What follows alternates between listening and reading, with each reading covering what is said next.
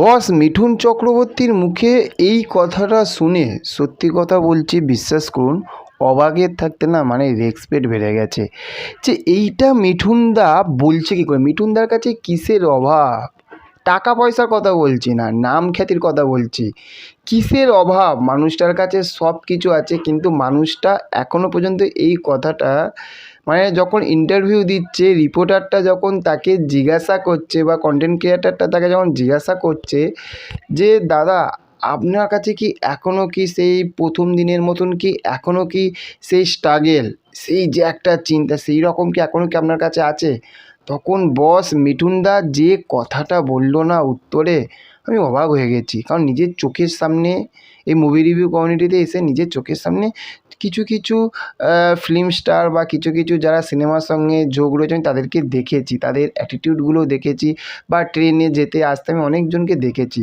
আমি তাদেরকে দেখি এবং মিঠুনদার এই কথাটা শুনে আমি যা শুয়ে শুয়ে ভাবছিলাম যে মিঠুনদা কোথায়, আজ এরা কোথায়?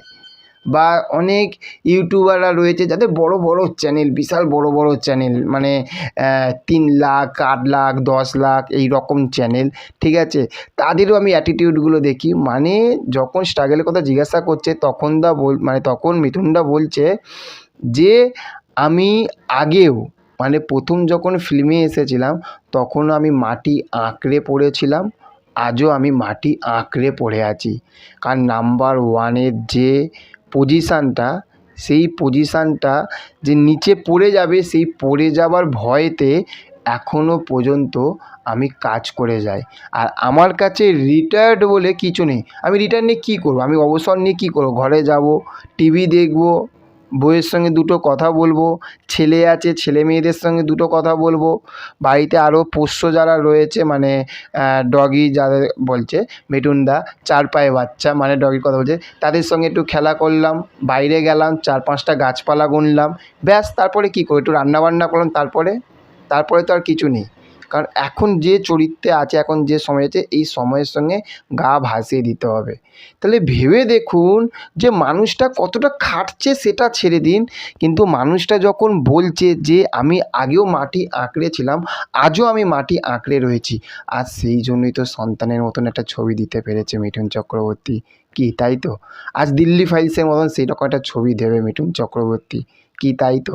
প্রজাপতির মতন একটা ব্লকবাস্টার ছবি, যেখানে আমরা সুপারস্টার দেবকে এবং মেগাস্টার বলে ওনাকে ভুল হবে, মানে সবার বাপ যে সেটা হচ্ছে মিঠুন চক্রবর্তী, একসঙ্গে দেখেছিলাম প্রজাপতিতে, সুপার ডুপার হিট দিয়েছিল। কি তাই তো? এটাই হচ্ছে মিঠুনদা, এটাই হচ্ছে মিঠুন চক্রবর্তী, যে নিজের জায়গাটা ভোলে না কখনো, যে কাজ করতে ভয় পায় না, তার বুকে প্রচুর সাহস আছে। এটা তো ছেড়ে দিন, যে তুড়ি মেরে বলতে পারে আমি আগেও ছিলাম নাম্বার ওয়ানে, আজও আছি নাম্বার ওয়ানে, ভবিষ্যতেও থাকবো নাম্বার ওয়ানে, আর সেই জন্যই আমাকে এখনও পর্যন্ত মাটি আঁকড়ে পড়ে থাকতে হচ্ছে। জিও মিঠুন চক্রবর্তী। এটাই হচ্ছে আমাদের সবার প্রিয় দাদা মিঠুনদা। তো এই যে কথাটা মিঠুনদার মুখে, হয়তো আপনারা হয়তো ইন্টারভিউটি শুনেছেন বা আমি হয়তো বললাম, কেমন লাগে মিঠুনদার এই কথাগুলো? আসলে কথাগুলো না, মিঠুনদা তো সেই অনুযায়ী তো কাজগুলো করছে। কেমন লাগে, সেই অনুভূতিগুলো কেমন মনে হয় আপনাদের, সেটা প্লিজ কমেন্ট করে জানাবেন। দেখা হচ্ছে পরবর্তী ভিডিওতে। ভালো থাকবেন। Okay, thank you, have a nice day. Tata, bye by.